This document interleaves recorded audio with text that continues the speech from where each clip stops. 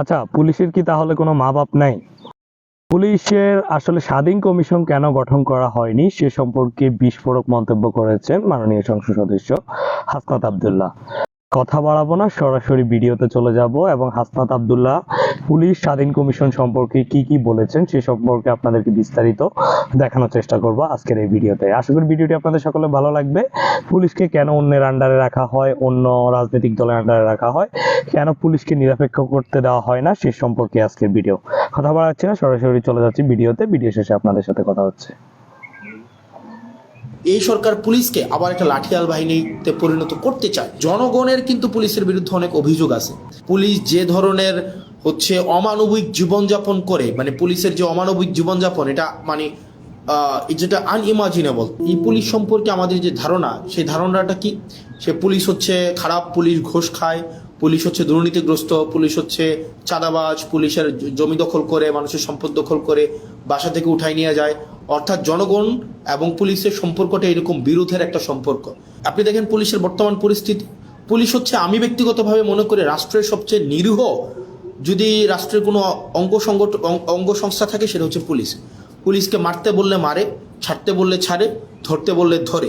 পুলিশের এর বাইরে কিন্তু কিছু করার নাই। এই সংসদে আমার কাছে মনে হয়েছে যেই কমিশনগুলোর সবচেয়ে বেশি দরকার ছিল তার মধ্যে অন্যতম একটা দরকারি একটা কমিশন ছিল পুলিশ সংস্কার কমিশন।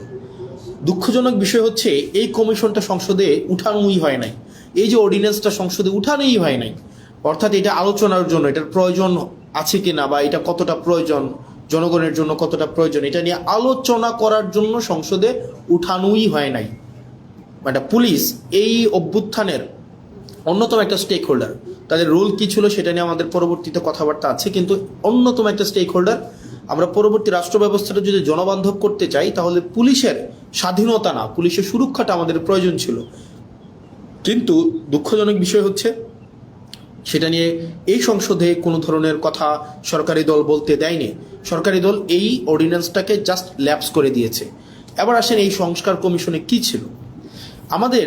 এই আপনি যদি মনে করে দেখেন তো, আবু সাইদ হত্যা মামলার যে রায়টা হয়েছে, যে এএসআই ছিল, উনি কিন্তু বারবার করে বলছিলেন যে আমার কোনো দোষ নাই, সরকার আমাকে নির্দেশ দিয়েছে, আমি সেই নির্দেশ অনুযায়ী গুলি করেছি।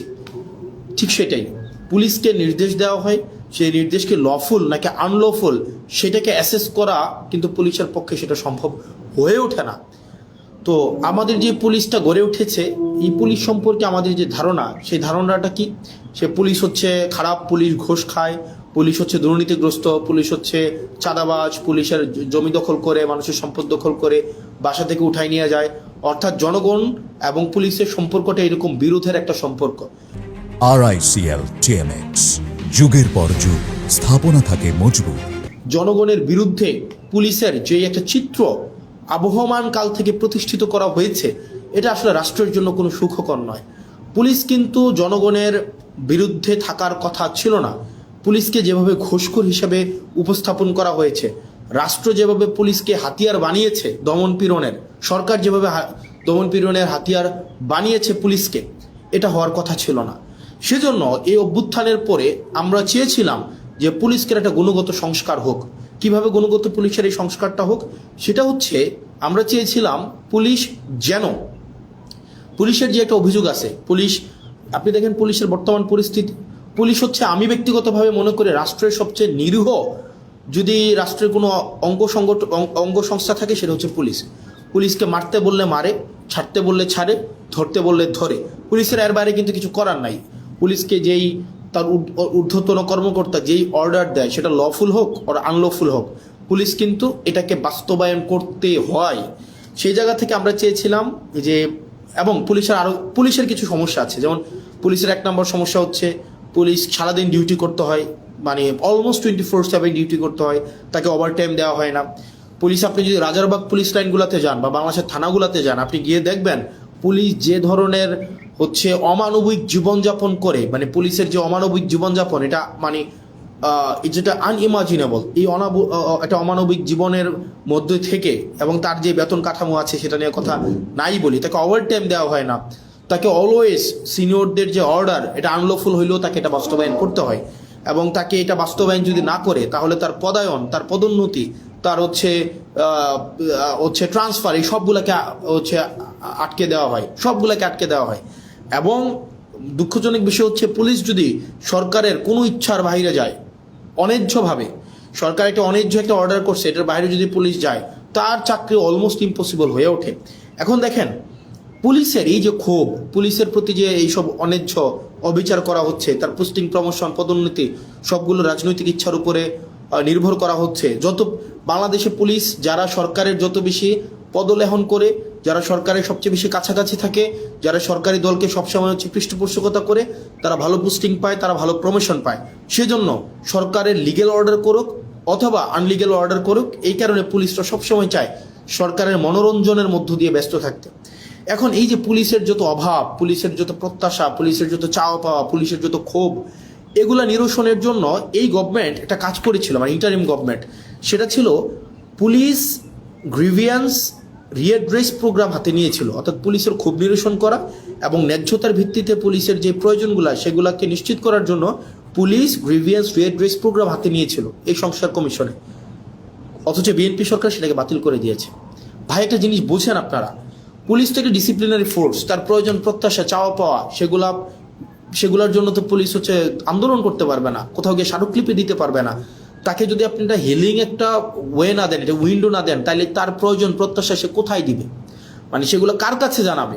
এটা জানানোর জন্য ইন্টারিম গভর্নমেন্ট যে পুলিশ সংস্কার কমিশনটা করেছিল, সেটা হচ্ছে সেখানে পুলিশের ক্ষোভটাও যেন পুলিশ জানাইতে পারে, পুলিশের অভিযোগটা যেন পুলিশ জানাইতে পারে। এবং পুলিশকে যদি কেউ আনলফুল্লি কোনো একটা অর্ডার করা হয়, পুলিশকে যদি কেউ হচ্ছে অন্যায্যভাবে কোনো একটা অর্ডার করা হয় যে তোমাকে গুলি করতে হবে, তোমাকে হচ্ছে কাউকে উঠাই নিয়ে আসতে হবে, তোমাকে হচ্ছে মানে বেআইনি কোনো একটা কাজ করতে হবে, পুলিশ সদস্যরাও যাতে সেটা থেকে নিষ্কৃতি পায়, সেটা জন্য একটা অভিযোগ জানাইতে পারে, সেটার জন্য পুলিশ গ্রিভিয়েন্স রিএড্রেস একটা প্রোগ্রাম হাতে নেওয়া হয়েছিল, সেটাকেও বাতিল করে দেওয়া হয়েছে। 2 নম্বর হচ্ছে, জনগণের কিন্তু পুলিশের বিরুদ্ধে অনেক অভিযোগ আছে।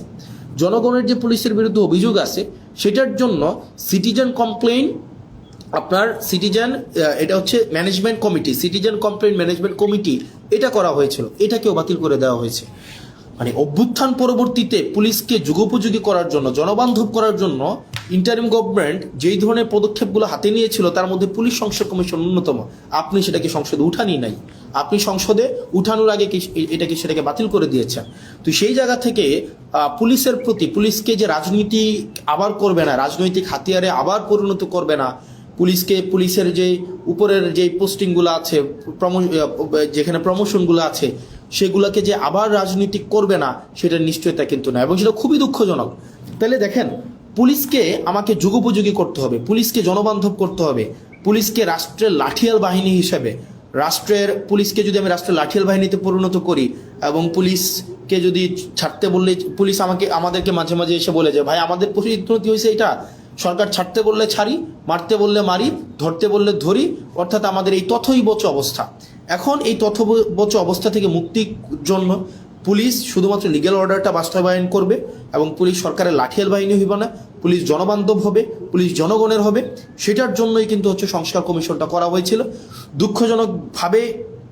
দুঃখজনক বিষয় হচ্ছে, এই সংস্কার কমিশন, এই সরকার এটাকে ল্যাপস করে দিয়েছে, এটাকে উঠাইয়ে নাই। তার মানে এই সরকার যে অ্যাটিটিউড, এই সরকারের যে মনোভাব পুলিশকে নিয়ে, এই সরকারের যে চাওয়া পাওয়া পুলিশকে নিয়ে, সেটা হচ্ছে এই সরকার পুলিশকে আবার একটা লাঠিয়াল বাহিনীতে পরিণত করতে চায়। কারণ সে যতই বলুক আমরা এগুলাকে বিবেচনা করব, আমরা এটাকে আরও বেশি সুন্দর করে, আরও বেশি শক্ত করে নিয়মের মধ্য দিয়ে এটাকে করব, আলটিমেটলি কিন্তু এটা করছে না, বা করবে কিনা সেটা কিন্তু আমরা আস্থা পাচ্ছি না। পরবর্তীতে যদি আরও ভালো সংস্কার কমিশন আপনি করতেন, তাহলে এই কমিশনটাকে আপনি স্বীকৃতি দিয়ে পরবর্তীতে আপনি ভালো সংস্কার কমিশন করতেন, আপনি কিন্তু সেটা করেন নাই। তার মানে পুলিশ সংস্কার কমিশনেরকে বাতিল করার মধ্য দিয়ে এই সরকারের মনোভাব কি বা কোন দিকে যাচ্ছে সেটা কিন্তু আমরা বুঝতে পারি। তো বন্ধুরা, আপনারা এতক্ষণ ধরে দেখতে পেলেন যে আসলে হাসনাত আব্দুল্লাহ আসলে জানিয়েছেন যে পুলিশের মেইন সমস্যাগুলো কেন গঠন করা হয়নি। আশা করি আপনারা আপনাদের কমেন্ট বক্সে মন্তব্যটি করে যাবেন। ভালো মন্দ, পজিটিভ নেগেটিভ আপনাদের কার কাছে কেমন লেগেছে জিনিসটা অবশ্যই কমেন্ট করে জানাবেন। আজকের মতো এতটুকুই, দেখা হচ্ছে নতুন কোনো ভিডিওতে। ততক্ষণ সবাই ভালো থাকবেন, সুস্থ থাকবেন, আর আমাদের সঙ্গে থাকবেন। আমাদের এতক্ষণ সঙ্গে থাকার জন্য ধন্যবাদ। আমাদের চ্যানেলের নতুন দর্শক হলে অবশ্যই চ্যানেলটি সাবস্ক্রাইব করে আমাদের সঙ্গে থাকবেন। ধন্যবাদ সবাইকে। আসসালামু আলাইকুম।